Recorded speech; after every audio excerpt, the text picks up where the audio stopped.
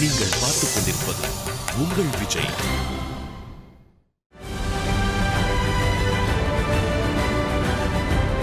Gionee Smartphones Best Film. ஆம்பளை அலர்து அசைங்க நினைப்பேன். ஹரிதாஸ். அரைப்பு என்னால அளவே இருக்க முடியலையடா.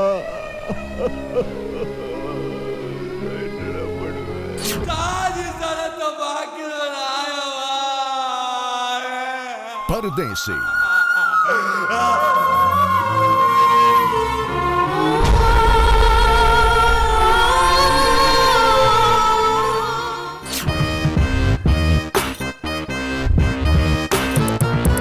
சுதுகவம்.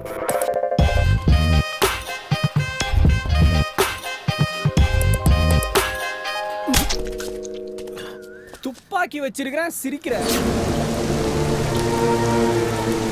தலைமுறைகள். தமிழ மறந்துடாது, என்ன தாத்தாவே மறந்துடாது. பணம் இல்லைன்னா கேட்குறப்ப இல்லைன்னு சொல்லி பழக மாட்டீங்களாடா. அது என்ன 4 நாள் அலைய வச்சுட்டு சொல்கிறது. தங்க மீன்கள். பணம் இல்லைன்னு சொல்கிறது அப்படின்னா கௌரவ குறைச்சல். செல்லமாக்கு என்ன பண்ணு எனக்கு தெரியும்டா. பணம் இல்லாதவனே முட்டால் நினைக்காதீங்கடா. The winner is best film award winners தங்க மீன்கள். ஏன் இப்படி உம்முன்னு உட்காந்துட்டு இருக்க? எங்க அம்மா திட்டிதான். ஏன்? நான் ஒழுங்காவே படிக்க மாட்டேன்றேன். அதனால தான். எங்க அம்மாவும் அப்படித்தான். அதனால நான் நாளைக்கு செத்து போறேன்.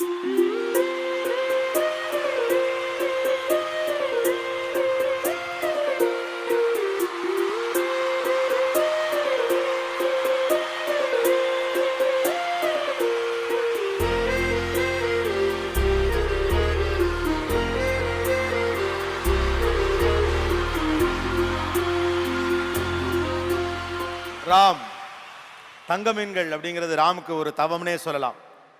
தமிழ் சினிமாவுக்கு தேசிய விருதுகளை கொண்டு வந்து சேர்த்ததுக்கு முதல்ல எல்லாருடைய சார்பாகவும் எங்களுடைய வாழ்த்துக்களை தெரிவித்துக் கொள்கிறோம் ராமுக்கு. இப்போ விஜய் அவார்ட்ஸ்லேருந்து இன்னொரு அவார்ட் பெஸ்ட் ஃபிலிம் 2013 ராம் எப்படி உணர்கிறார்? 8 வருடங்களாக விஜய் டிவி தொடர்ந்து நடத்தக்கூடிய இந்த அவார்ட்ஸ், இந்த அவார்டுக்கு வந்து எங்களுக்கு 4 நாளைக்கு முன்னாடி சொல்லிட்டாங்க இந்த அவார்டு எங்களுக்கு தானே. அப்படி சொன்னோன்னே அஸ்டன்லாம் புது ட்ரெஸ் எடுத்து போட்டு போங்க அப்படின்னா, என்னடா நேஷனல் அவார்டுக்கே சப்பையாக தான் போனோம், இதுக்கு எதுக்கு புது ட்ரெஸ்ன்னு கேட்டேன். இல்லை விஜய் டிவி அவார்ட்ஸை கிட்டத்தட்ட ஒரு 2 கோடி பேர் பார்க்குறாங்க, அதனால் அது அவ்வளோ பெரிய அவார்டு அப்படின்னு சொன்னாங்க. ஸோ அப்படிப்பட்ட ஒரு மேடையை எனக்கு கொடுத்த விஜய் டிவிக்கு நன்றி. ஏன்னா தங்க மீன்களுக்கு நன்றி சொல்கிறது ரொம்ப நிறைய மிச்சம் இருக்குது. இப்படி ஒரு 2 கோடி பேர் பார்க்கக்கூடிய ஒரு மேடையில் நன்றி சொல்கிறது முக்கியம்னு நினைக்கிறேன். 4 வருஷம் தேங்கி வந்தனால கொஞ்சம் பட்டியல் நீளமாக இருக்கும், அதுக்கு பொறுத்துக்கணும். தங்க மீன்கள் கதை உருவாவதற்கு காரணமாக இருந்த அந்த கதையை என்னோடு சேர்ந்து எழுதிய என் மகள் ஸ்ரீ சங்கர கோமதி ராம், அப்படி எழுதிய கதையை தயாரிக்க முன்வந்த என்னையே நடிக்க சொன்ன என் நண்பர் இயக்குனர் கௌதம் வாசுதேவ் மேனன், அவருக்கு ஏகப்பட்ட சிக்கலின் காரணமாக அந்த படத்தை வெளியிட முடியாத போது, தயாரித்து முடிக்க முடியாத போது, அந்த படத்தோட ட்ரெய்லரை வெளியிட்டா ஏதாவது ஒரு ஓப்பனிங் கிடைக்கும் அப்படின்னு தோணுச்சு. அப்போ வந்து டைரக்டர் பாலா, அவரை நான் அண்ணன் கூப்பிடுவேன், அவரோட பரதேசி படம் ரிலீஸ் ஆச்சு.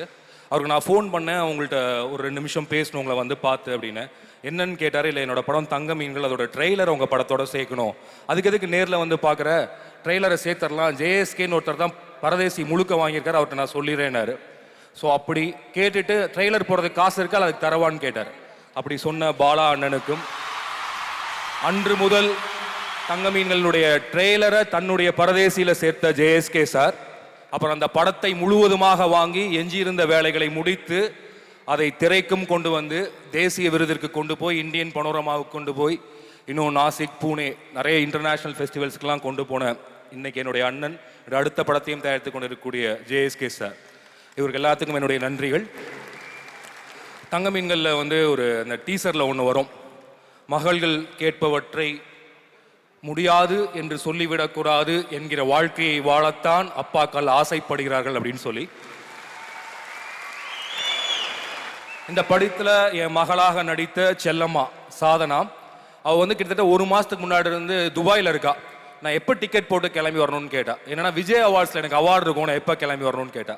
நான் சொன்னேன் விஜய் அவார்ட்ஸில் குழந்தைகளுக்குன்னு தனி கேட்டகரி கிடையாது, அதெல்லாம் அப்படிலாம் ஒரு அவார்டு இல்லைன்னு சொன்னேன். இல்லை தெய்வ திருமகள் வந்தப்ப அதில் சாராக்கு வந்து ஸ்பெஷல் மென்ஷன் ஒன்று பண்ணாங்க, அப்படி கண்டிப்பாக பண்ணுவாங்கன்னா நான் சொன்னேன் அப்படிலாம் கிடையாது அப்படின்னா. இல்லை உங்களுக்கு தெரியாது அப்படின்னா 3 நாளைக்கு ஃபோன் பண்ணி என்ன இருந்துச்சு எனக்கு எப்படி சொல்கிறதுன்னு தெரியல. இல்லை அப்படி ஒரு கேட்டகரியே இல்லை அப்படின்னு சொல்லி அப்புறம் அவளுக்கு அப்போ அவள் கேட்ட அப்புறம் நேஷனல் அவார்டு எப்படி கொடுத்தாங்க. நான் சொன்னேன் அதோட ஜூரி வேற இதோட ஜூரி வேற. அப்போ இந்தியன் பனோரமாவோட ஜூரி வேற இதோட ஜூரி வேற, அதெல்லாம் நீ குழப்பிக்க கூடாது, உனக்கு தான் நேஷனல் அவார்டே கிடைச்சிருச்சுன்னு சொல்லி ஒரு வழியாக சமாளித்தேன்.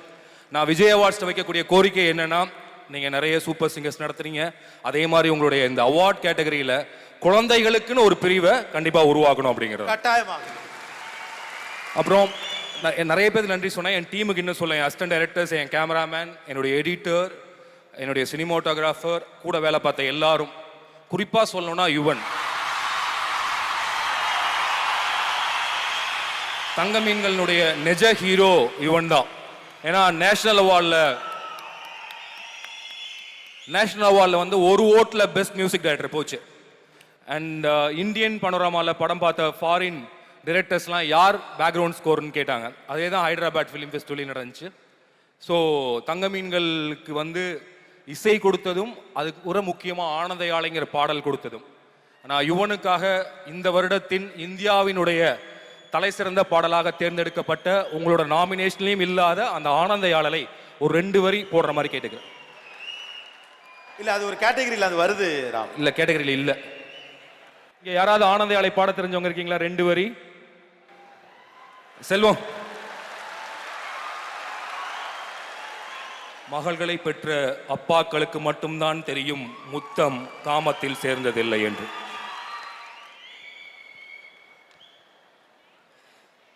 தூரத்து மரங்கள் பாக்குதடி, தேவதை இவளா கேக்குதடி, தன்னிலை மறந்தே பூக்குதடி, காற்றினில் வாசம் தூக்குதடி. அடி கோவில் எதற்கு, தெய்வங்கள் எதற்கு, உனது புன்னகை போதும் அடி. இந்த மண்ணில் இது போல் யாரும் இங்கே எங்கும் வாழவில்லை என்று தோன்றுதடி. ஆனந்த யாழை மீட்டுகிறாய், அடி நெஞ்சில் வண்ணம் தீட்டுகிறாய், அன்பனும் குடையை நீட்டுகிறாய், அதில் 1000 மலை துளி கூட்டுகிறாய். Thank you so much. நன்றி. நன்றி. இந்த தங்க மீன்களுக்கு கிடைத்த 3 தேசிய விருதுகள், Indian panorama, Chennai international film festival, Nashik festival, Canada, இது எல்லாரும் ஒரு விருது ஒருத்தர் தான் சாரும். அவருக்கு எந்த விருதும் எங்களால் வாங்கி கொடுக்க முடியல. அந்த விருது அவர் வீட்டுக்கு தான் போகணும். அதனால என்னுடைய நண்பன் இசையமைப்பாளர் யுவன் சங்கர் ராஜாவை நான் மேடை கலைக்கிறேன்.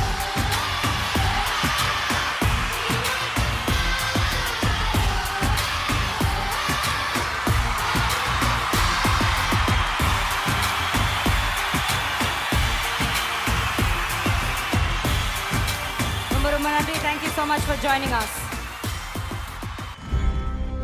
நடுநிலை எனும் நம்பகத்தன்மைதான் விஜய் அவார்ட்ஸ் எனும் பிரம்மாண்ட மாளிகையின் அஸ்திவாரம்.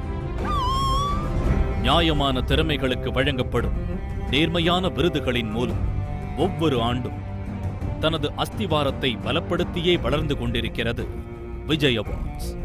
விருது கிடைத்த திறமைசாலிகள் பெருமிதம் கொள்வதும், விருது கிடைக்காத திறமைசாலிகள் அடுத்த முறை வெல்ல வேண்டும் எனும் வைராக்கியம் அடைவதும் இயல்பான கவிதையாய் அரங்கேறிக் கொண்டுதான் இருக்கிறது.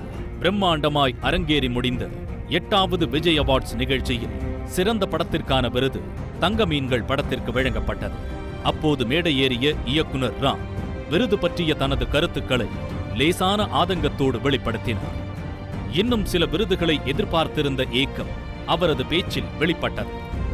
தேசிய விருதை பெற்றுவிட்ட போதிலும் விஜய் அவார்ட்ஸில் இருந்து அந்த விருதுகளை அவர் எதிர்பார்த்தது விஜய் அவார்ட்ஸை அவர் எந்த அளவிற்கு முக்கியமானதாய் கருதுகிறார் என்பதையே எடுத்துக் காட்டுகிறது. இதற்காக இயக்குனர் ராம் அவர்களுக்கு நன்றி தெரிவித்துக் கொள்கிறது விஜய் அவார்ட்ஸ். நான் யுவனுக்காக இந்த வருடத்தின் இந்தியாவினுடைய தலை சிறந்த பாடலாக தேர்ந்தெடுக்கப்பட்ட உங்களோட நாமினேஷன்லையும் இல்லாத அந்த ஆனந்த யாழலை ஒரு 2 வரி போடுற மாதிரி கேட்டுக்கிறேன். இல்ல அது ஒரு கேட்டகரியில் அது வருது ராம். இல்ல கேட்டகரியில் இல்ல. And now let's look into the nominees for Best Male Playback Singer 2013. ஆனந்த யாழை மீட்டுகிறாய் அடி நெஞ்சில் வண்ணம் தீ Sriram Parthasarathy, Ananda Yare for Thangameengal. அதில் ஆயிரம் மழை துளி கூட்டுகிறாய். தன் படைப்பிற்காக கேள்வி கேட்கவும் கோபப்படவும் இயக்குனர் ராமிற்கு மட்டுமல்ல, ஒவ்வொரு கலைஞனுக்கும் உரிமை உண்டு. அதற்கான சுதந்திரத்தை விஜய் அவார்ட்ஸ் எப்போதுமே அவர்களுக்கு வழங்குகிறது. 100 தகுதியானவர்களுக்கு இந்த விருது கிடைக்காமல் போயிருக்கலாம். ஆனால் ஒரு தகுதியற்றவருக்கு கூட இந்த விருது கொடுக்கப்படுவதில்லை என்பதை நேர்மை தந்த கர்வத்தோடும் பெருமிதத்தோடும் தெரிவித்துக் கொள்கிறது விஜய் அவார்ட்ஸ். திறமைசாலிகளை கௌரவிக்கும் உயர்ந்த நோக்கத்தில் உள்நோக்கத்திற்கு என்றுமே இடமளிக்காது விஜய் அவார்ட்ஸ். நடுநிலையும் நேர்மையும் சமமான எடையில் இருக்கும் வரை விஜய் அவார்ட்ஸ் எனும் இந்த தராசு எந்த பக்கமும் சாயாது. திறமை படகுகளை கரை சேர்க்கும் இந்த அங்கீகார அலை என்றைக்குமே ஓயாது.